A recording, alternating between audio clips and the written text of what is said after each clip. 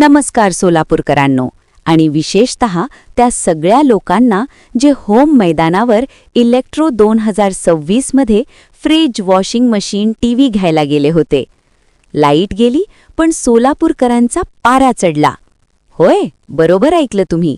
7:30-8 वाजता जेव्हा लोक एसीच्या स्वप्नात हरवलेले होते, फ्रिजमध्ये कोल्ड्रिंक्स ठेवण्याची प्लॅनिंग करत होते, अचानक पॉवर कट. 1 तास, पूर्ण 1 तास, अंधारात, गर्दीत, घामोघाम. लहान मुले ओरडतायत, आजोबा म्हणतायत, अरे बापरे, मी तर फक्त LED बल्ब बघायला आलो होतो, हे काय झालं?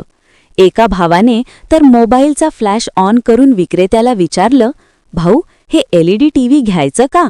पण आता मी स्वतः अंधारात कसा बघणार? विक्रेते टॉर्च मारतायत, कोणी म्हणतो जनरेटर चालू करा, कोणी म्हणतो अरे हे सोलर पॅनल घ्या, आता तरी उपयोग होईल. पण सोलापूरकर काही कमी आहेत, अंधारातही बार्गेनिंग चालू. भाऊ, लाईट नसताना 10% जास्त डिस्काउंट द्या ना, आम्ही तर अंधारातच खरेदी करतोय. आणि शेवटी जेव्हा लाईट आली, सगळे एकदम वाह, हे तर LED लाईट्सच आहेत असं म्हणत टाळ्या वाजवल्या.